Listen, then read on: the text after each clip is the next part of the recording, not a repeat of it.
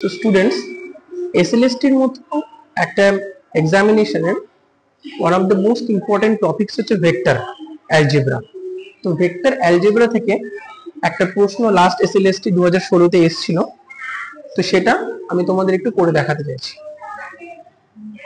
দেখো কোশ্চেনটা কি বলছে, প্রথমত লক্ষ্য করো, projection of the vector A on B, মানে এ ভেক্টরের বি ভেক্টরের উপর প্রজেকশন বার করতে বলেছে। যে চারটে অপশন দেওয়া আছে, তাহলে এ ভেক্টরের বি ভেক্টরের উপর প্রজেকশনটা কি করে বার করতে হয়।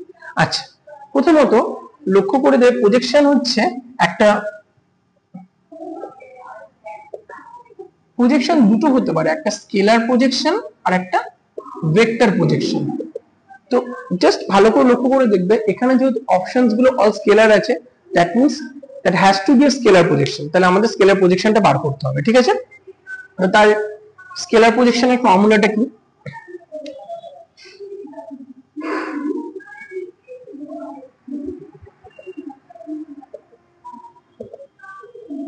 Scalar projection of A on B, A ভেক্টরের বি ভেক্টরের উপর স্কেলার প্রজেকশনের ফর্মুলা কি?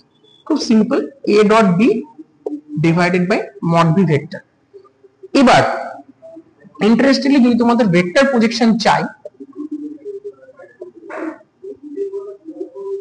অফ এ অন বি, তাহলে সেটা হবে এ ডট বি, এইটা স্কেলার প্রজেকশন ইনটু যে ডিরেকশনে, কোন ডিরেকশনে বলেছে, বি ভেক্টরের ডিরেকশনে, বি ভেক্টরের ডিরেকশনে unit ভেক্টরটা।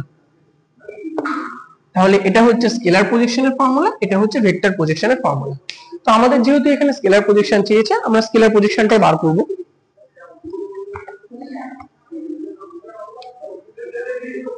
a dot B divided by mod B. আচ্ছা, a ভেক্টর এটা, b ভেক্টর এটা, তাহলে a ডট b ভেক্টরটা কি হবে?